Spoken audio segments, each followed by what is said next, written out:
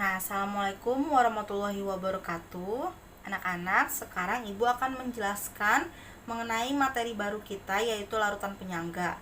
Sekali lagi Ibu ingatkan, larutan penyangga ini masih satu rumpun dengan materi asam basa dan materi hidrolisis.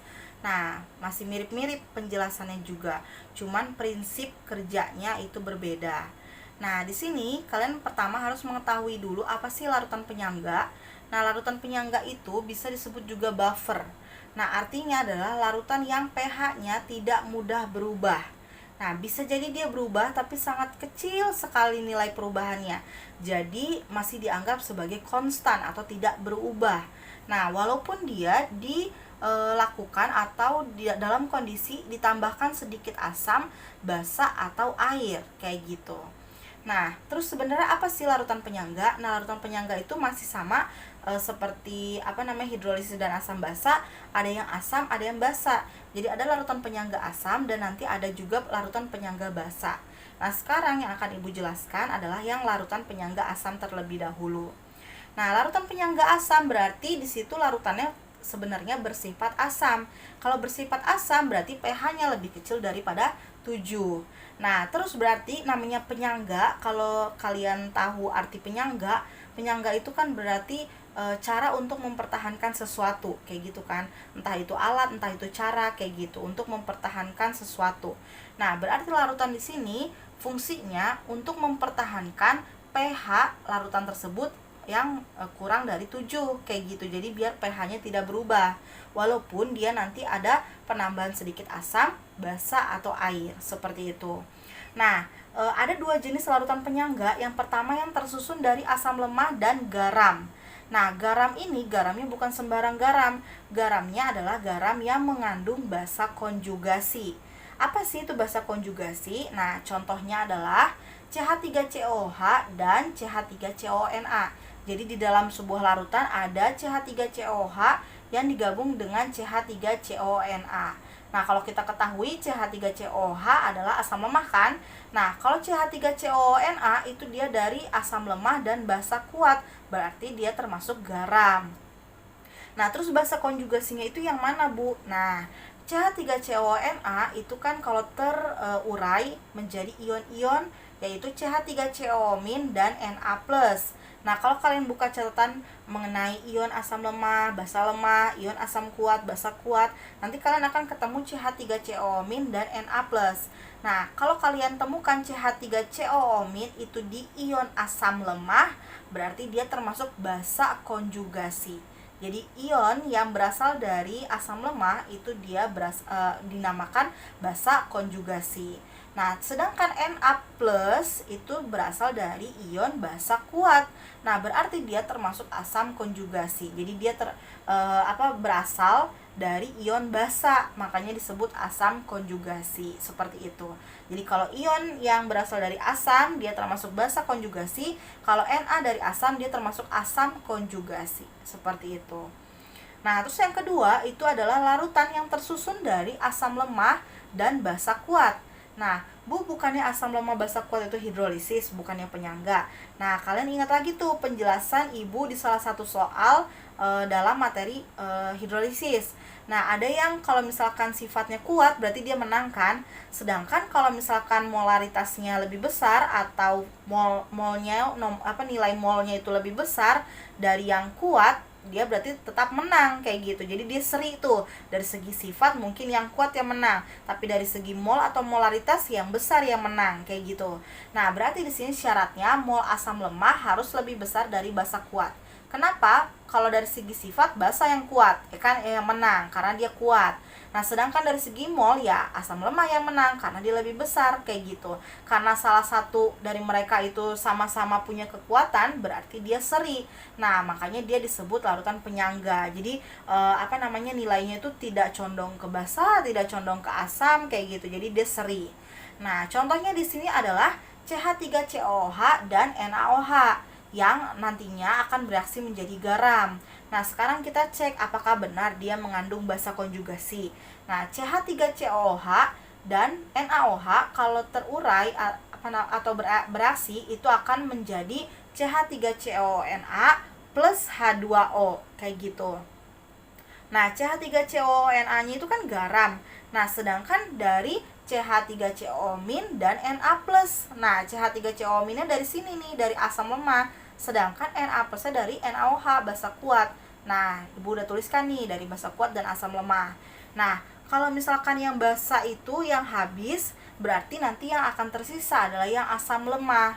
Kenapa kok yang tersisa adalah asam lemah? Karena kalau yang kuat itu dia akan bereaksi habis. Kalau yang lemah dia akan tersisa, kayak gitu. Nah, terus di sini contohnya 300 ml CH3COOH 0,1 molar yang ditambah dengan 100 ml NaOH 0,1 molar. Nah, kita pertama-tama harus hitung molnya dulu. Kenapa? Karena tadi syaratnya adalah mol. Nah, sekarang kita hitung dengan cara molaritas dikali volume. Nah, molaritas dikali volume hasilnya jadi 30 milimol untuk CH3COOH. Nah, sedangkan yang NaOH, molaritas dikali molnya atau konsentrasi dikali volumenya, maksudnya konsentrasi dikali volume, itu dia hasilnya adalah 10 milimol. Berarti NaOH ini memiliki 10 milimol.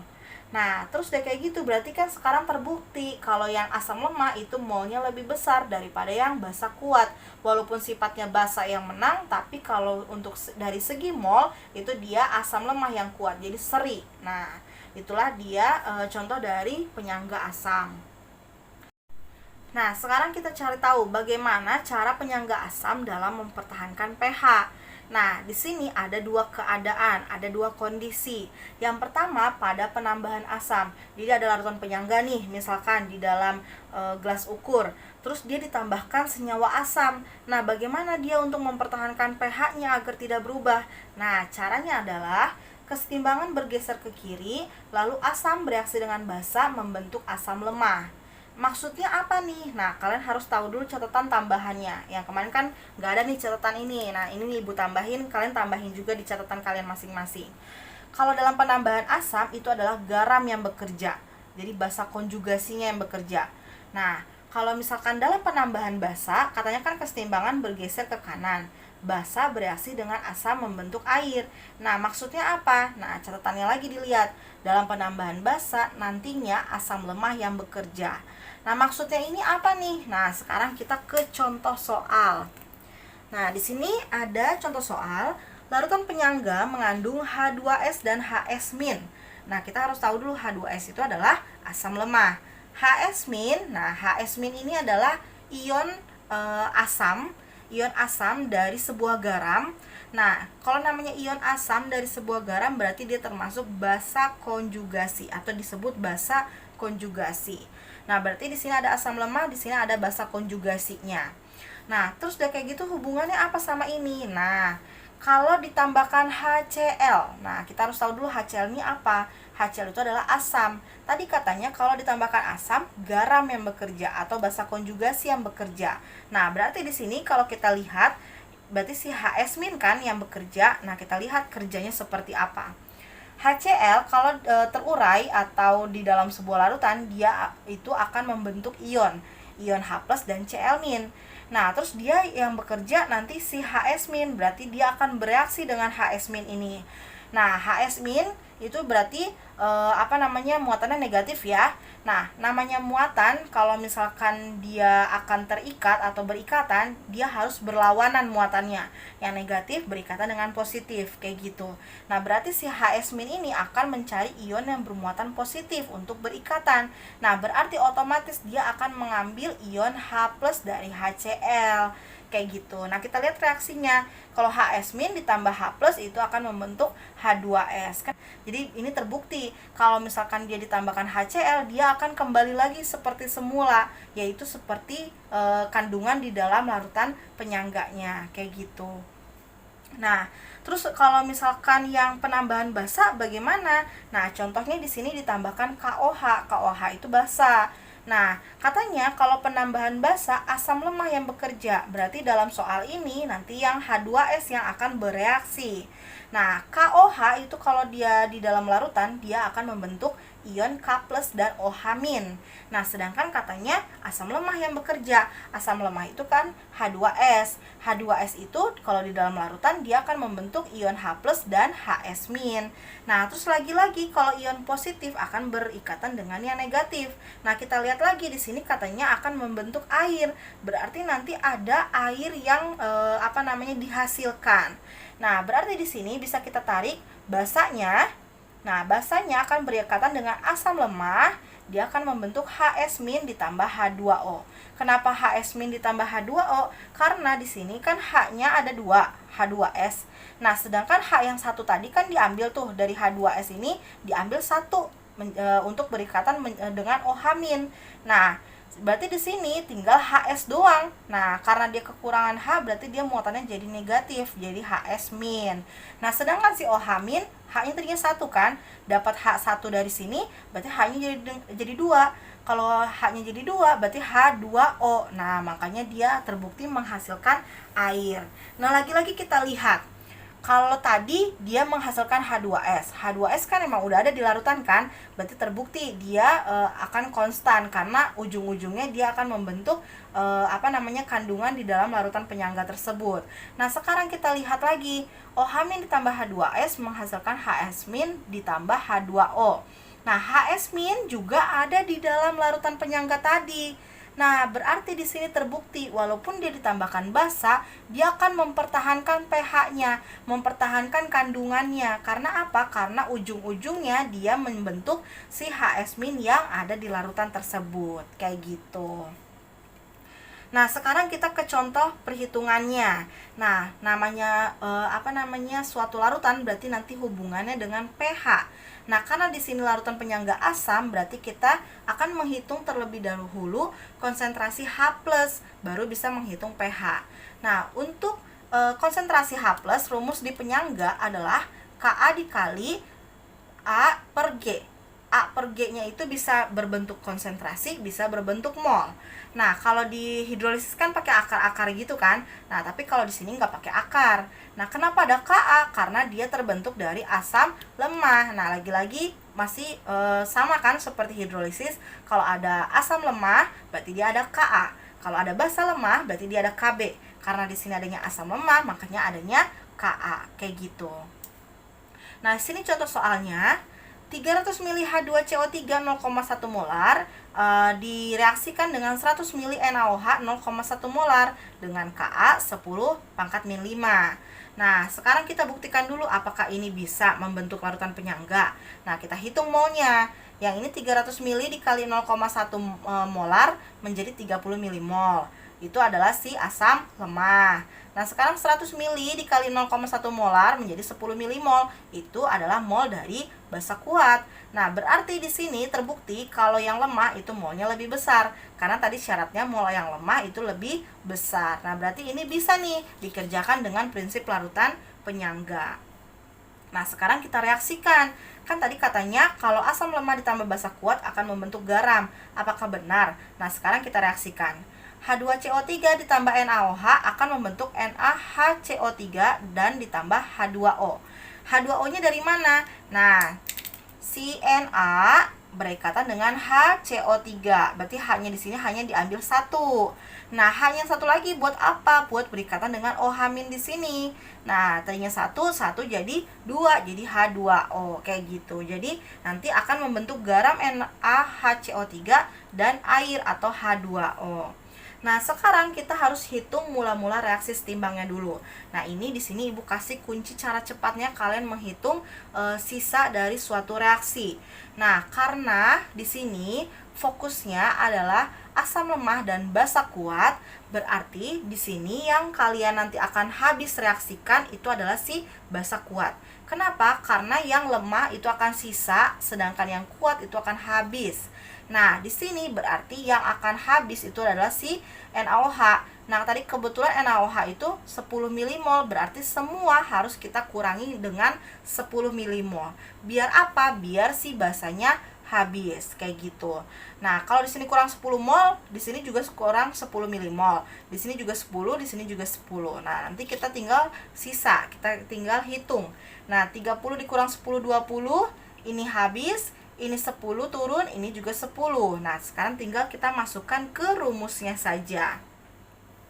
H plus sama dengan KA dikali A per G. KA-nya udah ada di soal, 10 pangkat min 5, tinggal dimasukkan. A-nya itu adalah asam, berarti kita lihat dari si asam lemah. Di sini ada 20 milimol, berarti tinggal tulis 20. Per, di sini adalah garam. Garamnya kan yang ini, berarti garamnya adalah 10, berarti 20 per 10. 20 dibagi 10 adalah 2, kali 10 pangkat min 5, jadi 2 kali 10 pangkat min 5. Tinggal dimasukkan ke pH. pH itu adalah rumusnya min log H+, berarti min log 2 dikali 10 pangkat min 5. Nah, tinggal pindah nih yang pangkatnya ke depan, sama seperti perhitungan asam basa dan hidrolisis. Berarti jadi 5 min log 2. Nah, sekarang kita ke contoh soal yang kedua, yang tadi sudah Ibu jelaskan setengahnya. Nah, di sini ada larutan penyangga yang mengandung 10 milimol H2S dan HS-. Nah, berarti 10 milimolnya itu untuk H2S dan juga untuk HS-. Dengan Ka 10 pangkat min 6. Nah, tentukan pH larutannya katanya. Berarti kalian harus tahu dulu H2S itu apa, HS itu apa. Nah, H2S itu adalah asam lemah, sedangkan HS- itu adalah basa konjugasi. Berarti kita pakai yang pertama ini nih. Nah, berarti terbukti dia dapat membentuk larutan penyangga. Nah, terus kayak gitu kita hitung dulu pH awalnya. Nah, kita hitung pH-nya Ka dikali A per G.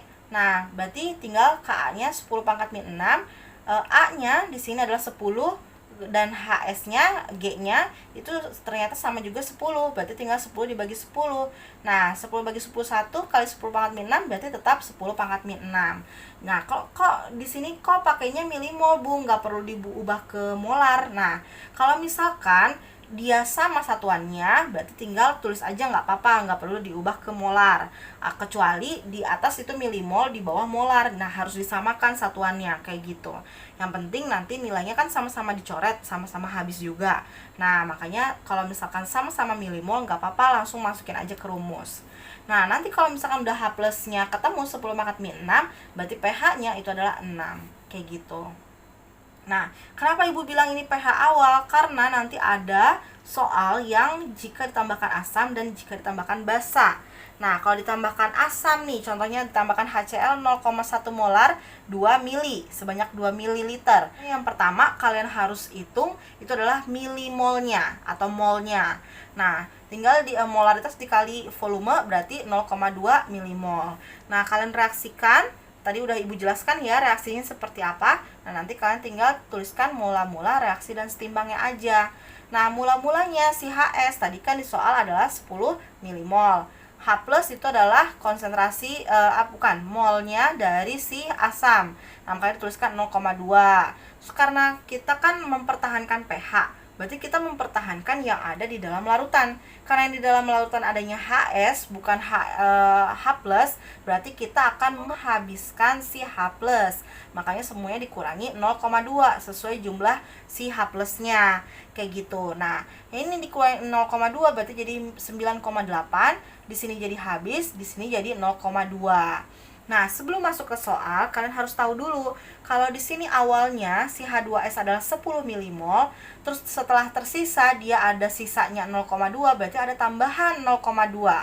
Nah, namanya tambahan berarti dijumlah. Yang awalnya 10, ada tambahan 0,2, berarti jadi 10,2. Berarti si H2S atau asam lemahnya total molnya adalah 10,2 milimol. Baru deh kalian masuk ke soal. Ka tadi kan di soal ada 10 pangkat min 6. Nah, tinggal masukin 10 pangkat min 6. Asam nih, yang ini asamnya tadi totalnya adalah 10,2, berarti tinggal tulis 10,2. Garam itu adalah si basa konjugasi kan, 9,8, tinggal tulis 9,8. Tinggal dihitung, dapatlah 1,04 kali 10 pangkat min 6. Ini mau hitung pakai kalkulator juga bisa, pakai kalkulator saintifik bisa, pakai kalkulator HP juga bisa. Nah, pH-nya di sini kan masih min log H plus ya, min log 1,04 kali 10 pangkat min 6. Ketemu nih, kalau misalkan di penyangga itu kalian harus hitung sampai nilainya itu bulat. Bulat itu maksudnya nggak pakai lagi min log kayak gitu. Jadi langsung angkanya ketemu. Nah, kalian coba hitung aja di kalkulator. Nanti ketemu 5,98 pH-nya. Nah, sekarang yang terakhir jika ditambahkan basa. Kebetulan di sini tambahkan KOH yaitu 0,1 molar sebanyak 3 mili. Nah, lagi-lagi hitung molnya. Jadi tinggal dikali dapatlah 0,3 milimol. Nah, setelah direaksikan mula-mula si OH- itu kan 0,3. Si H2S itu di soal tadi 10 milimol. Nah, lagi-lagi kita mempertahankan pH, berarti kita mempertahankan apa yang ada di soal. Kalau yang di soal adanya H2S, berarti yang dipertahankan H2S. Berarti yang dihabiskan itu adalah si OH-. Nah, karena OH- 0,3 berarti semuanya dikurangi 0,3. Nah, ini 0 habis, ini tinggal 9,7, ini 0,3, ini 0,3. Nah, lagi-lagi di awal HS- itu adalah 10, sedangkan dia mendapat tambahan 0,3, berarti 10 tambah 0,3 menjadi 10,3. Nah, tinggal masukkan ke ke rumus. Ka dikali A per G. Ka-nya 10 pangkat min 6, A-nya si asam. Nih, si asam 9,7. Nah, untuk garam tadi tambahannya 0,3 jadi 10,3, tinggal dihitung. Nah, nanti ketemu pH-nya adalah 6,02. Sekarang kita bandingkan. Awal dia pH-nya 6. Nih, terus yang ditambahkan asam menjadi 5,98. Sedangkan ditambahkan basa menjadi 6,02. Nah, sekarang kita lihat ya perubahannya. 6 ke 5,98 itu perubahannya 0,02. Sangat kecil. Nah, untuk yang ditambahkan basa menjadi 6,02 juga perubahannya 0,02. Sama-sama sangat kecil. Nah, karena sama-sama sangat kecil, dalam penyangga itu tidak memberikan perubahan yang signifikan. Jadi perubahan itu nggak kelihatan kayak gitu. Makanya di dalam larutan penyangga itu pH-nya dianggap konstan atau tidak berubah walaupun ditambahkan asam ataupun ditambahkan basa. Jadi terbukti ya kalau larutan penyangga itu dapat mempertahankan pH kayak gitu.